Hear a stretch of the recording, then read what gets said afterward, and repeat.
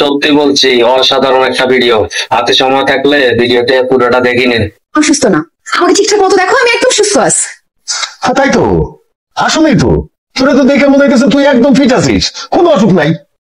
জামাই কথা বলো না কেন? তাহলে তুমি আমাদেরকে এত তাড়াতাড়ি কেন আসতে বলছো? আপনাদেরকে তাড়াতাড়ি আসতে বলছি কারণ আব্বা আম্মা আপনাদের দুজনের জন্য সারপ্রাইজ আছে। তাই নাকি? কি সারপ্রাইজ জামাই? আপনারা একটু সরে আসেন, দেখাচ্ছি।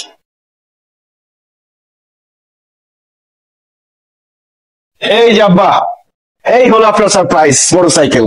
বাহ, খুবই ভালো লাগছে জামাই। এই বাইক তুমি চালাইলে তোমার একদম নায়কের মতো লাগবে। ধন্যবাদ আব্বা, কিন্তু এই বাইকটা আমি চালাবো না, চালাবেন আপনি। আমি চালাবো মানে? জি আব্বা, আপনি চালাবেন, কারণ এই বাইকটা আমি আপনার জন্য কিনছি। এই নেন চাবি। কি বলো জামাই, তুমি তোমার শ্বশুরকে বাইক দিতেছো? জি আম্মা জান, আপনার জন্য সারপ্রাইজ আছে। শিরিন, আমার গিফটটা নিয়ে আসো। বিয়ের সময় তো তারা ওনার মধ্যে আপনাদের কিছু দিতে পারি নাই, তাই আব্বার জন্য বাইক আর আপনার জন্য এই মোবাইলটা।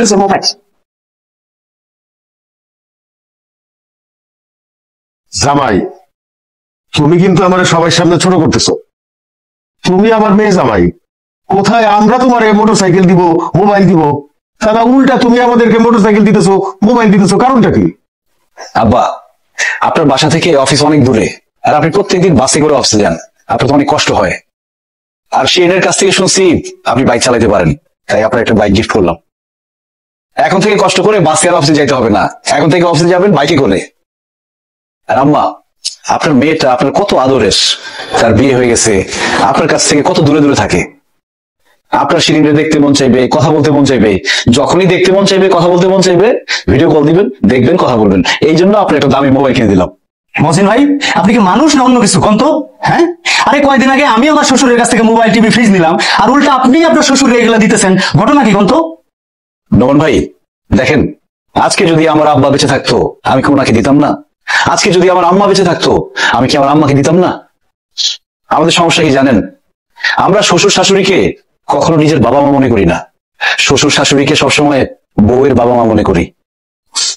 আমরা ভাবি আমরা জামাই, শ্বশুর শাশুড়ি সবসময় শুধু আমাদেরকে দিবে আর দিবে। কেন রে ভাই? একজন শ্বশুর শাশুড়ির সব থেকে বড় যে সম্পদ তার মেয়ে, তাকেই তো আমাকে দিয়ে দিচ্ছে, আর কি চাই? এই জন্য জামাইয়ের উচিত শ্বশুর শাশুড়িকে নিজের বাবা মায়ের মতো দেখা, এবং বাবা মাকে কিছু দিলে সমানভাবে শ্বশুর শাশুড়িকেও দেওয়া উচিত। বাবা মাকে খুশি রাখা যেমন একজন ছেলের দায়িত্ব, তেমনি শ্বশুর শাশুড়িকে খুশি রাখা তার মেয়ের জামাইয়ের দায়িত্ব। আর তাহলেই সে সত্যিকারের মানুষ। আব্বা আম্মা, আমার কাছে টাকা পয়সা স্বর্ণ গয়না এগুলো মূল্যবান না, আমার কাছে মূল্যবান হচ্ছে দোয়া আর ভালোবাসা। তাই আমি আপনাদের কাছে টাকা পয়সা স্বর্ণ গয়না এগুলো কিছুই চাই না, আমি চাই সবসময় দোয়া আর ভালোবাসা।